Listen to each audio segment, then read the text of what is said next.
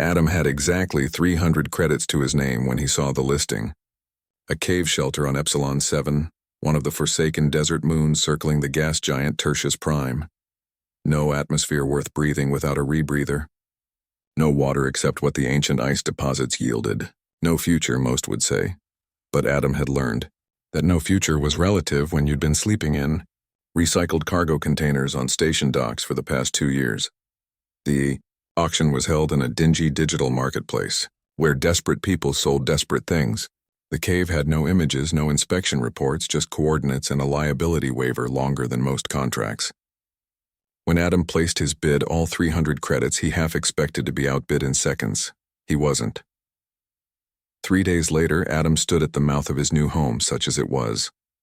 The cave opened like a wound in the rust-colored rock face, dark and uninviting. His environmental suit, borrowed from a sympathetic dock worker named Cora, who'd heard about his purchase, kept the thin, toxic atmosphere at bay. She'd insisted on coming with him for the first inspection. "Adam, this is insane," Cora said through the comm, her voice crackling with static. "You bought a hole in the ground on a dead moon." "It's not dead," Adam replied, running his gloved hand along the cave's entrance. The stone was smooth, too smooth for natural erosion. "It's just sleeping." Cora sighed, the sound like wind through broken equipment. "Poetic. That'll keep you warm at night." They ventured deeper, their helmet lamps cutting through absolute darkness. The cave descended at a gentle angle, the walls maintaining that unsettling smoothness. After 50 meters, the passage opened into a chamber, and that's when they saw it. The machine, if it could be called that, dominated the center of the cavern. It was a sphere of impossible geometry, its surface shifting between metallic and crystalline, between solid and something that hurt to look at directly. Symbols covered every surface, rotating slowly, glowing with a soft amber light that pulsed like a heartbeat. "What the hell is that?" Cora whispered. Adam approached slowly, drawn by something he couldn't name. His rational mind screamed warnings, but something deeper, something older pulled him forward. When his hand touched the surface, the sphere responded. Light flooded the chamber. The symbols rearranged themselves, forming patterns that Adam's mind interpreted as language, as mathematics, as music all at once. Images projected into the air around them, star maps, equations, blueprints for technologies that shouldn't exist. And then, a voice.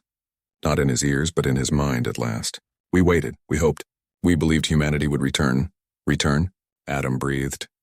"We've never been here before, incorrect. Your ancestors built this moon, carved it from the stellar debris, created us to wait." Cora grabbed Adam's shoulder, her voice urgent. "Adam, we need to leave, now. This is some kind of alien technology and we're not equipped, not alien, human, created by humans 2,000 years before your current calendar, before the fall, before the forgetting." The images shifted, showing cities that defied physics, ships that bridged dimensions, humans who'd reached heights Adam could barely comprehend. Then came the darkness, a cascading collapse, civilizations crumbling, knowledge burning, humanity scattered and regressed. "That's impossible," Cora said, but her voice wavered. "Human history goes back 5,000 years. We've never had that kind of technology. You did, and you will again. That is our purpose. We are the archives. The seeds planted against extinction, hidden across 100 worlds, waiting for humanity to climb high enough to find us again." Adam felt tears streaming down his face inside his helmet. All his life he'd been told humanity was young, that they were still learning to walk among the stars. But this said they'd once run. "Why me?" he asked. "Why show this to a homeless drifter who can barely afford air to breathe?" The sphere pulsed, and Adam felt something like warmth, like affection. "Because you are what humanity has always been at its core. Resilient, stubborn, willing to spend everything on a cave and call it hope." The architects of the archives knew that greatness often emerges from desperation, that those who have lost everything understand the value of knowledge. The projection shifted again, showing Adam something new: instructions, simple enough to follow with materials available on any frontier station. A device, a communicator, build this, signal the other archives. Awaken them. Humanity climbed back once before after the fall. Now you climb again, and this time you will not forget. This is too much, Cora said, her voice steady despite the trembling Adam could see in her posture. We're just two people. We can't, you must. The galaxy is not empty, and not all who dwell in the dark wish humanity well. Other species remember the humans who built this moon, who bent space-time like clay. Some remember with fear, others with hunger. Adam looked at Cora, saw his own terror and wonder reflected in her eyes through the helmet's faceplate. If we do this, Adam said slowly, everything changes. Not just for us, for everyone. Everything has already changed. The moment you bought a cave on a dead moon, the moment you hoped when hope seemed foolish, that is the human gift. That is why we waited.